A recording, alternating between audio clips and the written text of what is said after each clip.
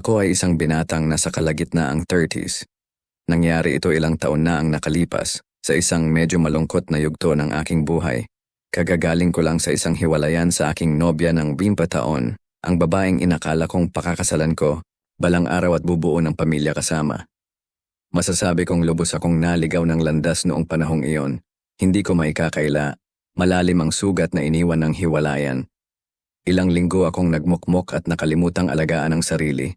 Gigising ako, hindi makikipag-usap kanino man. Pupunta sa trabaho, hindi makikipag-usap pa rin. At uuwi para lamang humiga sa kama maghapon. Mas malala pa tuwing weekend, makakalimutan kong kumain at hindi lalabas ng bahay.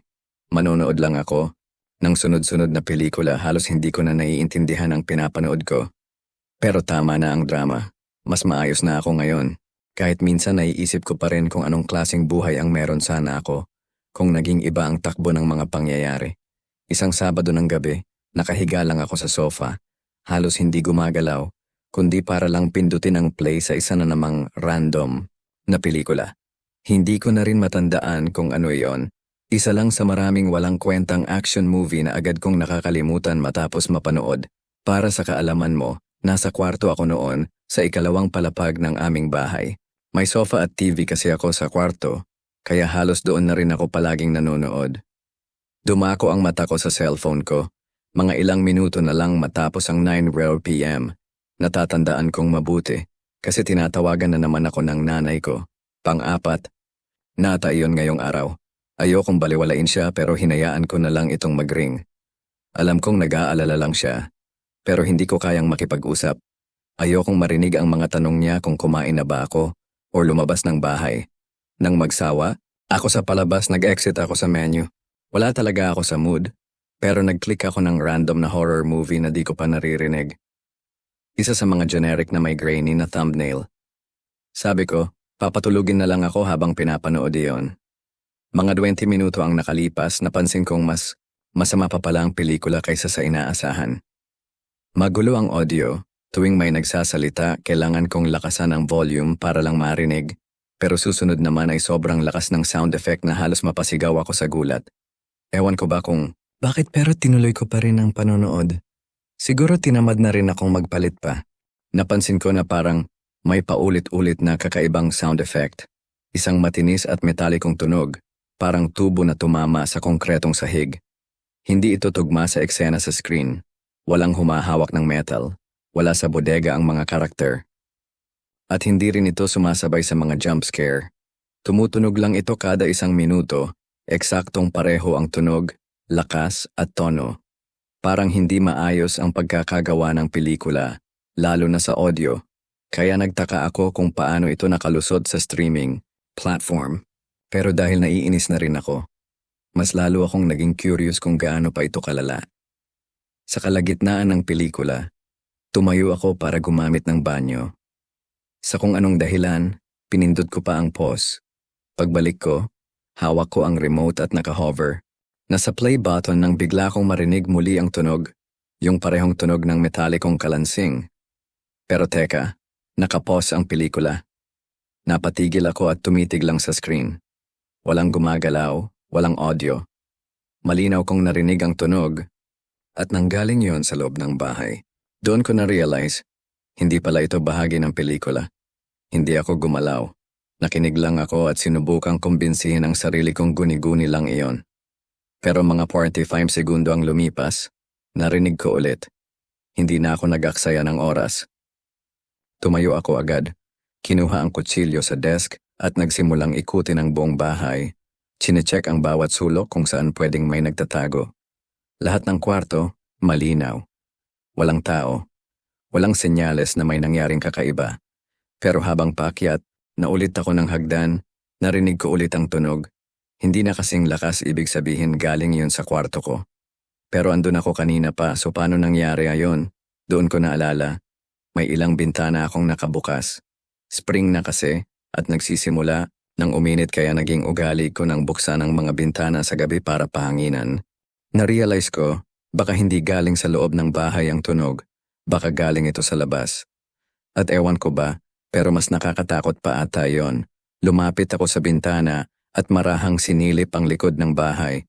At doon ko nakita isa sa mga deck chair na sa gitna ng damuhan, mga 20 talampakan mula sa bahay. At sa tabi ng upuan, may isang bata. Maliit na bata. Hindi ko maaninag ang mukha dahil madilim, pero kitang-kita ang hugis ng katawan. Sobrang liit para maging matanda.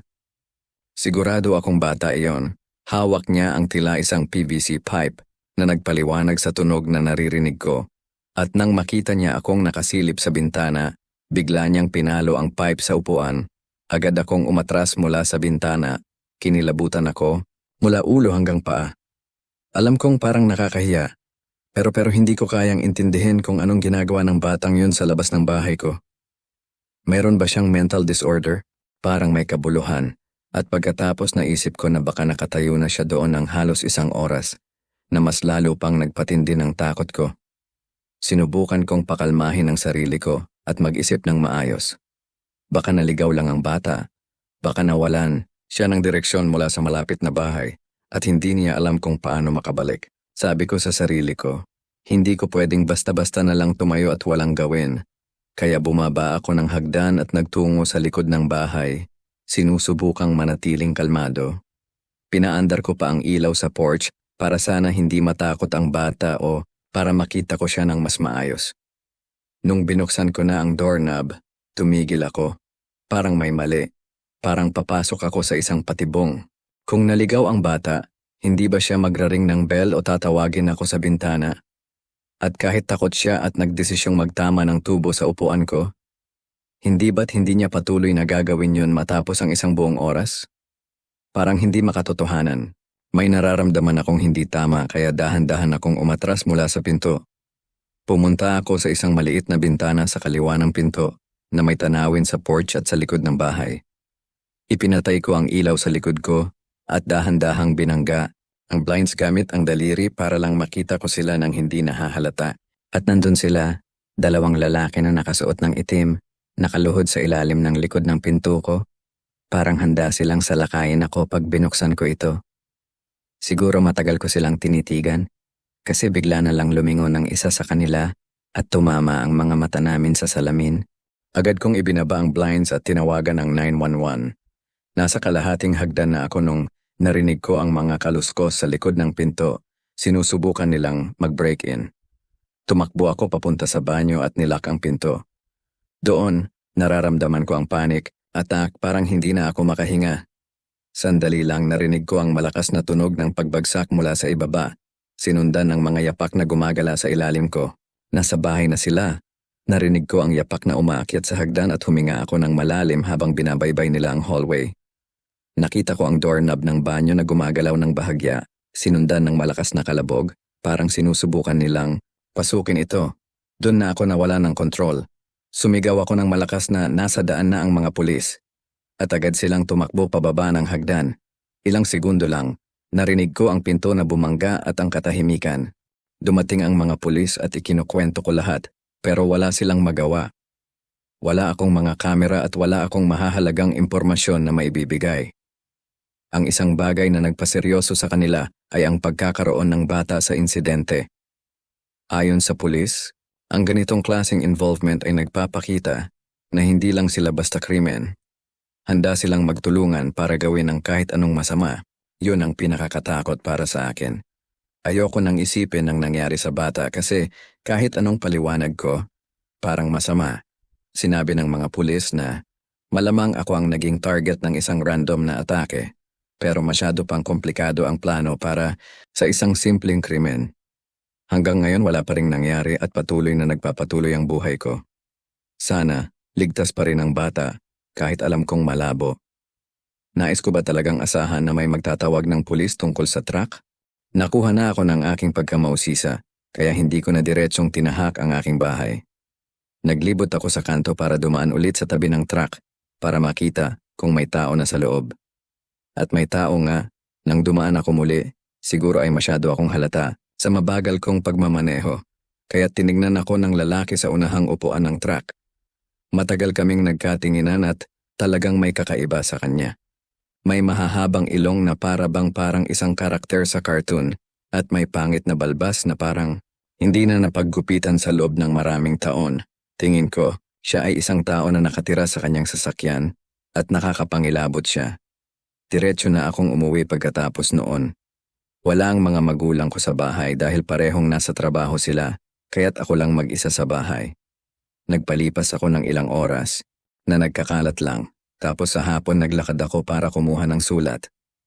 Pagdating ko sa dulo ng daan, muntik na akong mamatay sa takot.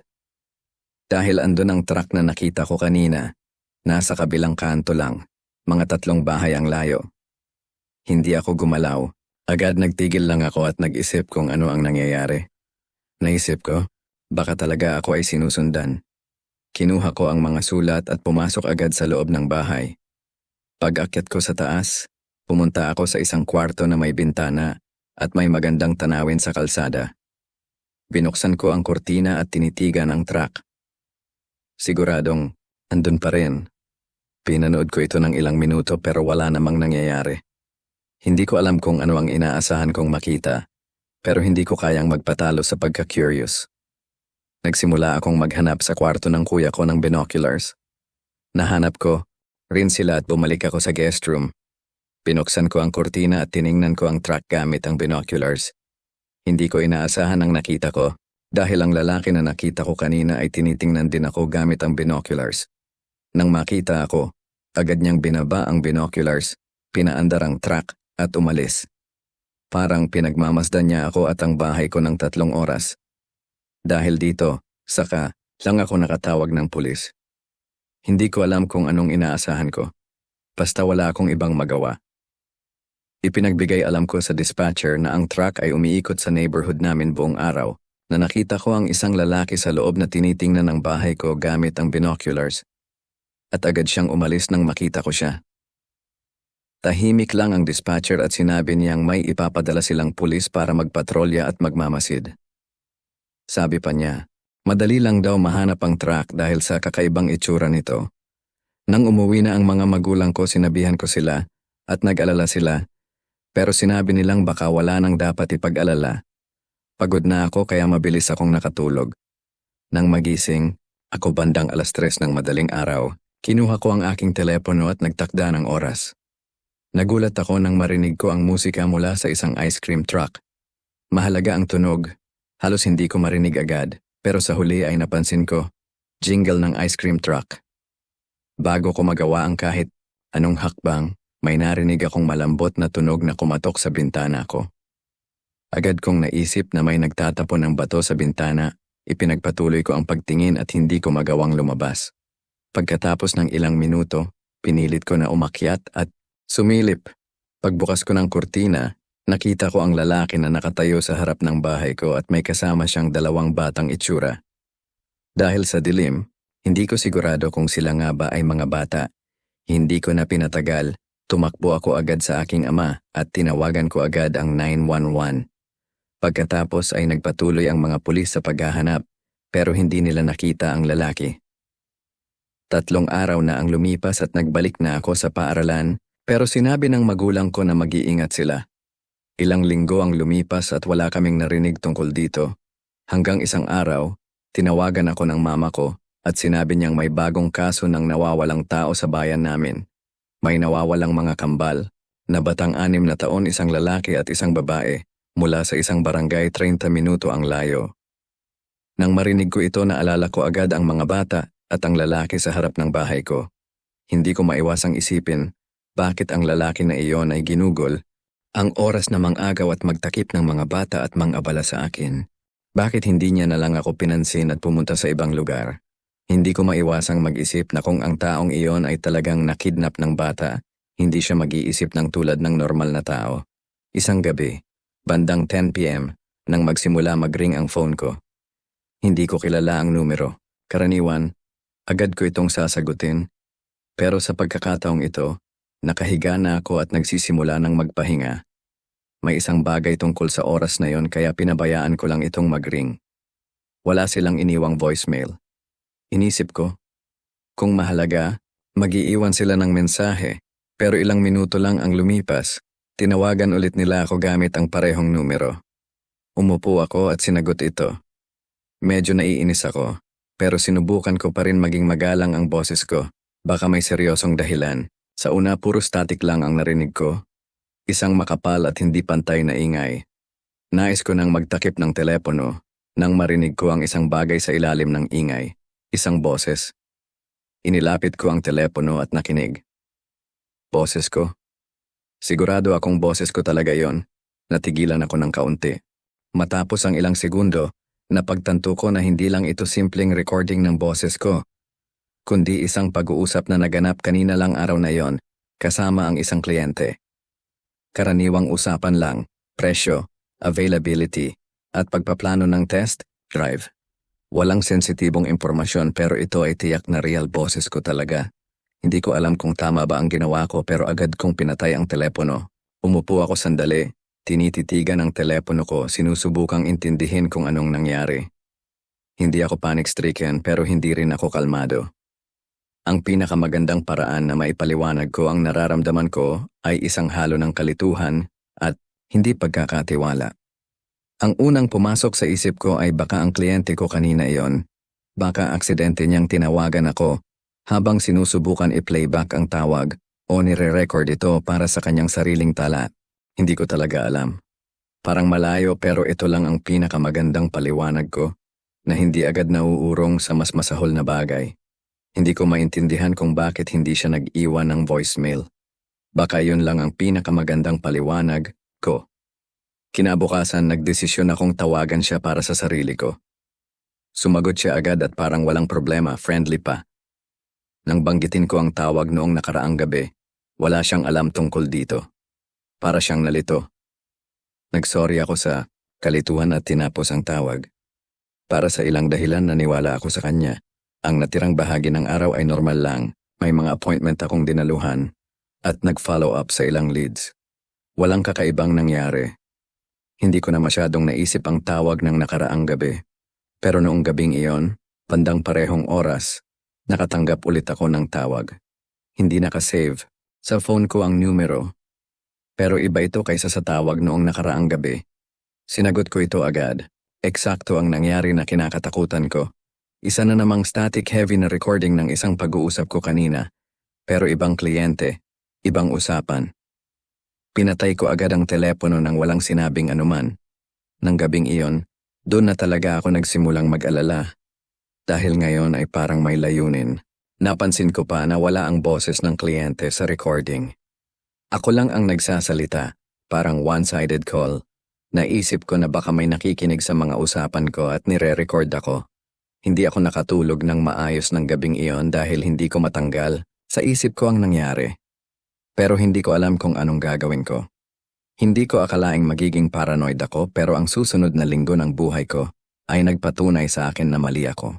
Tuwing gabi sa loob ng isang linggo, ganun pa rin tatawag sila gamit ang random na numero at maririnig ko ang static-heavy na recording ng mga usapan ko sa buong araw. Nagsimula akong mag-record ng mga tawag.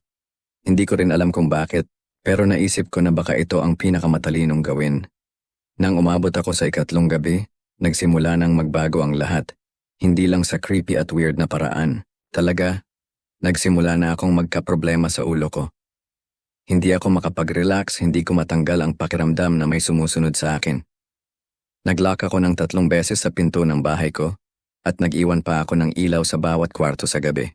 Sa isang pagkakataon, inilagay ko pa ang isang upuan sa harap ng pintuan ng kwarto ko. Mahirap ipaliwanag ang mga desisyong iyon, pero ang isip ko ay talagang nasa ibang lugar noon. Bawat tawag ng telepono, kahit sa araw, pupunta ako sa labas at sasagutin ito sa kotse ko kung saan makikita ko ang bawat anggulo sa paligid ko. Ngayon, parang mababaliw, pero hindi ko mapigilang isipin na may nanonood sa akin. Isang beses ko pa itong sinabi sa pulis. Pakiramdam ko ay tanga ako nang gawin yon, pero iniisip ko na kung may kumakalap ng impormasyon tungkol sa akin, kailangang mag-file ng report. Ang pulis na kausap ko ay magalang, pero kitang-kita ko na hindi siya seryoso.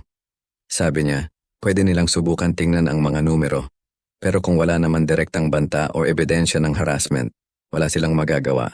Hindi ko alam kung sinubukan nilang hanapin ang tumatawag o iniwan na lang nila ito, pero wala akong natanggap na tulong. Ang tanging nadama ko ay pakiramdam ng pagiging nag-iisa. Ilang araw ang lumipas, biglang huminto ang tawag. Siguro ang pagiging sobrang alerto ko, ang pag-check ng paligid at pagtanggap ng tawag mula sa kotse ko, ay nakapagpalaya sa naghaharas sa akin. Bahagi sa akin ang gustong magtiwala na tapos na ito, pero hindi ako nakapag-relax. Mas lalo pa nga akong naging paranoid sa biglaang pagkawala ng tawag. Ang nanay ko ay may schizophrenia, kaya inisip ko na baka ako rin ay may predisposisyon sa pagkakaroon ng mental na kondisyon. Pero ito na mismo ang nakikita ko. Parang nagiging isa na akong recluse na nag-iisip na ang buong mundo ay nagsisilip sa akin. Nagdesisyon akong kumuha ng bagong personal na numero. Mahirap dahil nangangahulugan itong magpapalit ako ng mga detalye, i-update ang mga bagay na nakalink sa telepono ko, at baka may mga taong hindi na makakontak sa akin. Pero ginawa ko pa rin. Hindi ko na talaga kayang mabuhay na may pakiramdam na ang lumang numero ko ay na-compromise. Ilang araw ng katahimikan, nangyari ang kinakatakutan ko. Isang gabi, matapos ang trabaho, nakatanggap ako ng tawag. Pareho lang ng mga tawag noong nakaraan. Nangyaring kalmado ako at hindi agad pinatay pero nagsalita ako. Sabi ko, hindi ko alam kung sino ka o bakit mo ito ginagawa. Pero kung pera ang kailangan mo, may makukuha ka. Nagpatuloy ako at sinabi na handa akong magbayad para lang mapag-iwanan. Binanggit ko ang address ko at sinabi kong handa akong makipagkita. Sa unang pagkakataon may boses na sa kabilang linya at ginamit nila ang voice changer at nagsabi lang ng 11 taser bago tinapos ang tawag. Alam ko kung anong naiisip mo, bakit ko binigay ang address ko. Hindi ko kayang sagutin ang tanong na yon. Alam ko na nagdesisyon akong hindi tama. Pero wala akong ibang maipaliwanag kung paano gumagana ang isip ko noong panahong iyon. Ang susunod na 4 na araw ay isa sa mga pinaka-traumatic at pinaka-stressful na oras ng buhay ko. Mayroon akong handgun sa bahay para sa personal na kaligtasan. Kinuha ko ito mula sa kwarto, nilagyan ng bala at naupo sa mesa ng kusina at naghintay. Hindi ko kayang ipaliwanag ang lahat ng mga naiisip ko habang ako'y nakaupo doon. Naisip ko ang maraming bagay sa mga oras na iyon. Kung wala lang siguro sa pagkakataon, malamang hindi ko na sinusulat ito ngayon. Ang takot na naramdaman ko nang dumating ang 11 ng gabi at wala namang dumating. Wala akong kaalam-alam kung anong gagawin ko kung dumating sila. Pagtapos ng gabi natulog ako sa mesa ng kusina, hawak ang baril. Isa sa pinakamahabang gabi ng buhay ko. Pero salamat natapos din ito. Hindi na ako nakatanggap pa ng ibang tawag. Ngunit, hindi nito nabago ang katotohanan na nagdulot sila ng irreparable na pinsala sa aking mental na kalagayan. Kinailangan kong mag-therapy at magpahinga mula sa trabaho para makabawi. Hanggang ngayon, kinikilabutan pa ako tuwing naaalala ko kung gaano kadali akong matulak sa pagiging baliw. Hindi ko alam kung paano nangyari ito sa akin. Hindi ko alam kung paano nila na-record ang mga usapan ko o kung sino sila. Hindi ko alam kung bakit nila ako hinaras o bakit sila tumigil. Lumipat na ako ng bahay, pero wala akong magagawa kundi ito lang. Ang karanasang ito ay nagdulot sa akin ng matinding takot sa hinaharap. Hindi ko maiwasang isipin na baka magaya ko pa ang nanay ko. Sana makakatulong itong mailabas ko ito para maghilom ako